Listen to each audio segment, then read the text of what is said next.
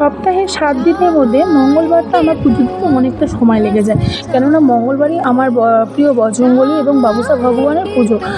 সেদিনটা আমি খুব মন দিয়ে পুজোটা করি, প্রতিদিনই মন দিয়ে করি, মানে সেদিন সময়টা অনেকটা লেগে যায়। যাই হোক, এটা কথিত আছে যে মেয়েরা নাকি বজরংবলীকে পুজো করতে পারে না। আমি সেটা মানিই না। কারণ আমি আমার নিজের নিয়মের মালিক। নিয়মগুলো তৈরি করেছে আমার তোমার মতনই কিছু মানুষ। তো কিছু মানুষের মধ্যে এই ভ্রান্ত ধারণা থেকে যায় যে বজরংবলী পুজো নাকি আমরা করতে পারি না মেয়েরা। কারণ আমরা যদি নারী জাত হতে পারি তাহলে আমরা তো মায়ের জাত, তাই না? তো মায়ের জাতরা কেন তাকে সন্তান হিসেবে তাকে পুজো করতে পারে না? আর আজকে আমি তোমাদেরকে দেখাচ্ছি মঙ্গলবারের পুজোটা আমি কী করে সারি।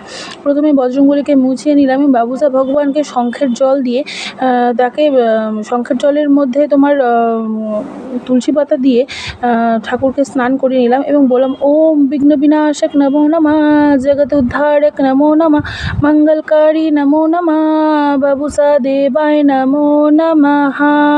৩ বার বলে বাবুসাকে ভালো করে মুছিয়ে নিয়ে এবং সমস্ত তার ড্রেস পরিয়ে, তাকে পাগড়ি পরিয়ে